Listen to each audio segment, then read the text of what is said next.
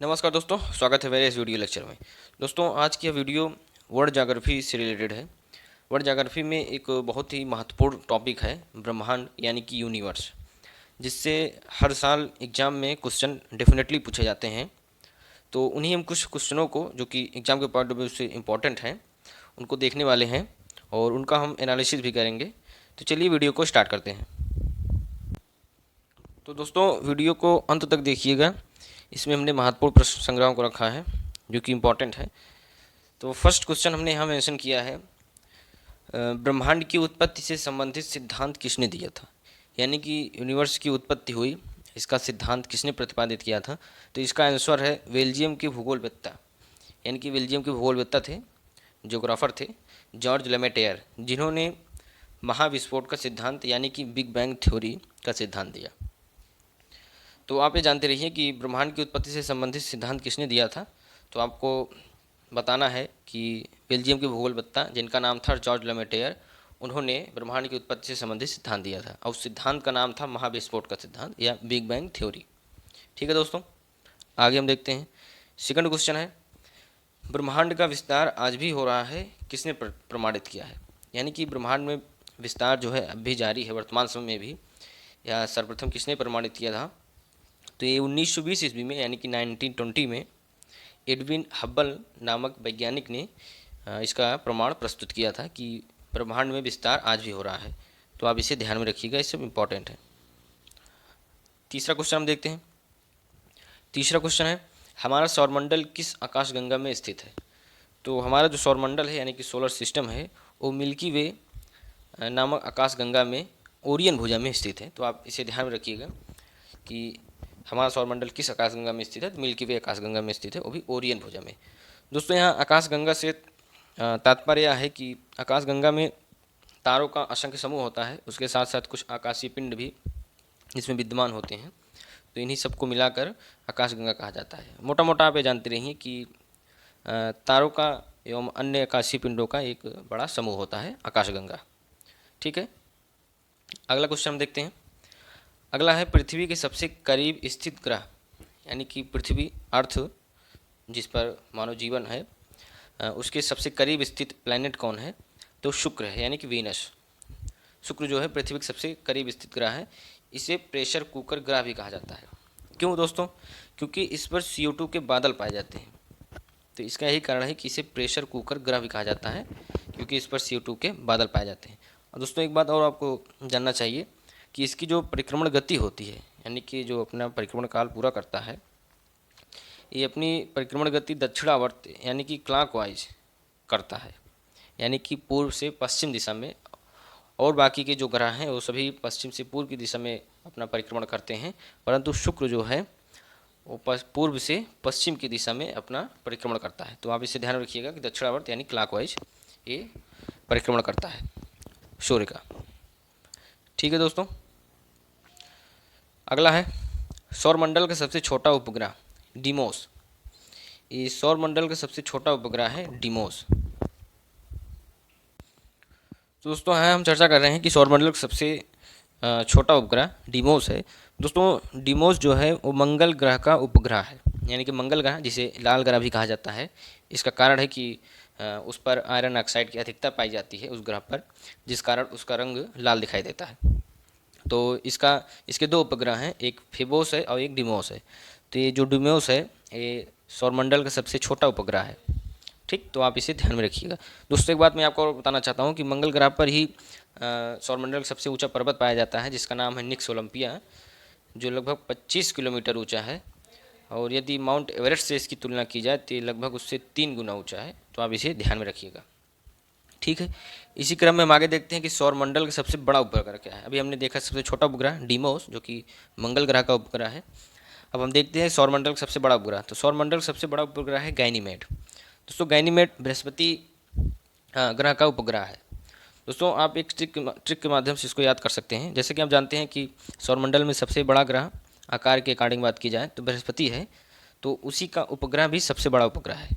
तो एक ट्रिक के माध्यम से आप याद कर सकते हैं कि सौरमंडल का सबसे बड़ा ग्रह बृहस्पति है, यानी कि जुपिटर है, और उसी का सबसे बड़ा उपग्रह भी है जिसका नाम है गैनीमेड। तो आप इसे ध्यान में रखिएगा। आगे हम देखते हैं। नेक्स्ट है सर्वाधिक उपग्रहों वाला ग्रह कौन है, यानी कि ऐसा कौन सा ग्रह है जिसके सर्वाधिक उपग्रह पाए जाते हैं। तो शनि, जिसके 82 उपग्रह पाए जाते हैं यानी कि सैटर्न, और सेकंड पर है जुपिटर यानी कि बृहस्पति, जिसके 69 यानी कि 69 उपग्रह पाए जाते हैं। तो आप देख सकते हैं कि शनि के जो कि 82 उपग्रह हैं और बृहस्पति के 69 उपग्रह हैं। तो आप इसे ध्यान में रखिएगा, फर्स्ट शनि है, सेकंड बृहस्पति है। इसी क्रम में आगे हम देखते हैं किस ग्रह की गति दक्षिणावर्त होती है, यानी कि क्लॉकवाइज होती है, घड़ी की सुई की दिशा के अकॉर्डिंग गति करते हैं। तो शुक्र और वरुण, अभी शुक्र का हमने चर्चा किया कि शुक्र ग्रह जो कि क्लॉकवाइज रोटेशन करता है। और एक ग्रह और भी है जिसका नाम है यूरेनस यानी कि अरुण ग्रह, तो ये भी दक्षिणावर्त गति करता है। तो आप याद रखिएगा कि सौरमंडल में दो ऐसे ग्रह हैं जो दक्षिणावर्त यानी कि क्लॉकवाइज गति करते हैं, शुक्र और अरुण ग्रह, इसे आप ध्यान में रखिएगा। आगे देखते हैं। नेक्स्ट है क्षुद्र ग्रह कहाँ पाए जाते हैं, यानी कि एस्ट्रॉइड्स कहाँ पाए जाते हैं। तो मंगल और बृहस्पति की कक्षा के मध्य क्षुद्र ग्रह पाए जाते हैं। दोस्तों आप इसकी ट्रिक बना सकते हैं, बम यानी कि बा से हो गया बृहस्पति, माँ से हो गया मंगल, तो बम के बीच एस्ट्रॉइड पाए जाते हैं यानी कि क्षुद्र ग्रह। तो आप इसे इस तरह से लंबे समय तक याद रख सकते हैं। नेक्स्ट है ध्रुव तारे किस दिशा में उपस्थित रहते हैं, यानी जो ध्रुव तारा है वो किस दिशा में दिखाई देता है हमें। तो उत्तर दिशा में यानी कि नॉर्थ साइड में, नॉर्थ डायरेक्शन में ध्रुव तारा हमें दिखाई देता है। नेक्स्ट है इवेंट होराइजोन किससे संबंधित है। तो इवेंट होराइजोन जो है ब्लैक होल, जिसे कृष्ण बीवर भी कहा जाता है, उससे संबंधित है।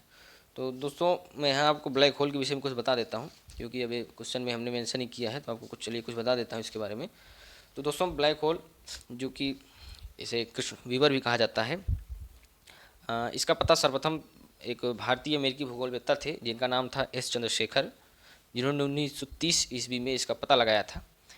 इन्होंने बताया कि ऐसे तारे जिनका आकार यानी कि शेप जो है 1.44 SM यानी कि सोलर मास 1.44 सोलर मास से अधिक हो जाता है, जिनका आकार, जिन भी तारे का आकार, तो उनकी मृत्यु होने पर वो ब्लैक होल में परिवर्तित हो जाते हैं, यानी कि फिर वो ब्लैक होल बन जाते हैं। और दोस्तों देखा जाए तो इनकी जो गुरुत्वाकर्षण शक्ति होती है यानी ग्रेविटेशनल जो पावर होती है वो बहुत ही ज़्यादा होती है। यदि इनके स्थान से कोई भी चीज़ गुजरती है यानी इनकी जगह से, तो उसे आकर्षित कर लेते हैं, बहुत तेज़ी से आकर्षित करते हैं।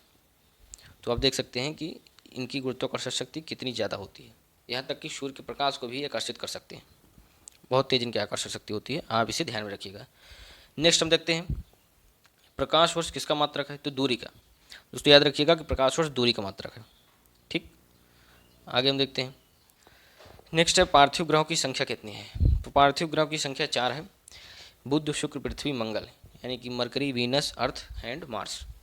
जोबिन ग्रहों की संख्या क्या है। तो जोबिन ग्रहों की संख्या 4 है, बृहस्पति शनि अरुण वरुण, यानी कि Jupiter Saturn Uranus and Neptune. तो आप इसे ध्यान रखिएगा कि पार्थिव ग्रह और जोबिन ग्रहों की संख्या कितनी है और कौन कौन से ग्रह पार्थिव ग्रह हैं और जोबिन ग्रह हैं। दोस्तों यहाँ पार्थिव ग्रह से तात्पर्य है कि जो पृथ्वी के समान है, यानी कि जहाँ पर चट्टाने हैं, स्थल हैं और उसके बाद धूल कण हैं, वो पार्थिव ग्रह के अंतर्गत आएंगे। और जोबिन ग्रह उन्हें हम कहेंगे जो गैसीय पिंडों से बने हुए हैं, यानी कि गैसें उपस्थित हैं जिन ग्रहों पर। ठीक, आप इसे ध्यान में रखिएगा। नेक्स्ट है वो कौन से 2 ग्रह हैं जिनका कोई भी उपग्रह नहीं है। तो बुध और शुक्र ऐसे 2 ग्रह हैं जिनके कोई भी उपग्रह नहीं पाए जाते। बाकी जितने भी ग्रह बसते हैं, यानी कि 6 ग्रह बसते हैं, टोटल 8 ग्रह हैं सौरमंडल में, तो बाकी जो 6 ग्रह बसते हैं उनके सभी के उपग्रह हैं, परंतु बुध और शुक्र के कोई उपग्रह नहीं है। तो आप इसे ध्यान में रखिएगा। अगला है नीला ग्रह किस ग्रह को कहा जाता है। तो पृथ्वी को। दोस्तों अर्थ को नीला ग्रह कहा जाता है, इसका कारण यही है कि पृथ्वी पर सर्वाधिक मात्रा में जल की उपस्थिति है, 71% जल पाया जाता है, जिस कारण इसे नीला ग्रह कहा जाता है। नेक्स्ट है प्लूटो को किस श्रेणी में रखा गया है। तो प्लूटो को बौने ग्रह की श्रेणी में रखा गया है, इसे ग्रह की श्रेणी से हटाकर बौने ग्रह की श्रेणी में रखा गया है प्लूटो को। तो आप इसे ध्यान में रखिएगा।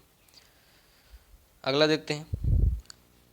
नेक्स्ट है हरे रंग का ग्रह है, तो यानी कि वरुण को हरे रंग का ग्रह कहा जाता है। तो दोस्तों आप इसे याद रखिएगा कि वरुण ग्रह जो कि नेपच्यून ग्रह जिसे कहते हैं, इंग्लिश में नेपच्यून कहते हैं, उसे हरे रंग का ग्रह कहा जाता है। तो आप इसे ध्यान में रखिएगा। दोस्तों मैं एक बात और आपको बताना चाहता हूँ कि ये जो वरुण ग्रह है ये हमारे सौर परिवार का सबसे वाह्य ग्रह है, यानी कि सबसे बाहरी ग्रह है वरुण ग्रह, और इसका परिक्रमण काल जो होता है बहुत सर्वाधिक होता है, यानी कि सबसे ज़्यादा परिक्रमण काल इसी का होता है। और सबसे कम की बात की जाए तो बुध का होता है। कारण है कि ये बुध के सबसे सूर्य के सर्वाधिक करीब है बुध ग्रह, इसलिए अपना यह परिक्रमण काल जल्द ही कंप्लीट कर लेता है। और वह ग्रह जो कि सूर्य की दूरी के एक अनुसार बात की जाए तो दूर पड़ता है, तो इसलिए इसका परिक्रमण काल सर्वाधिक हो जाता है। तो आप इसे ध्यान में रखिएगा। तो आई होप ये आपको समझ में आया होगा, और हमने जिन भी क्वेश्चनों का यहाँ पर जिक्र किया या चर्चा की आपको समझ में आया होगा और इम्पॉर्टेंट है एग्जाम के पॉइंट ऑफ व्यू से, तो आप इसे लंबे समय तक याद रख सकते हैं। तो चलिए मिलते हैं हम नेक्स्ट वीडियो में कुछ और टॉपिकों के साथ जो कि एग्जाम के पॉइंट ऑफ व्यू से इंपॉर्टेंट रहेंगे। वीडियो देखने के लिए धन्यवाद।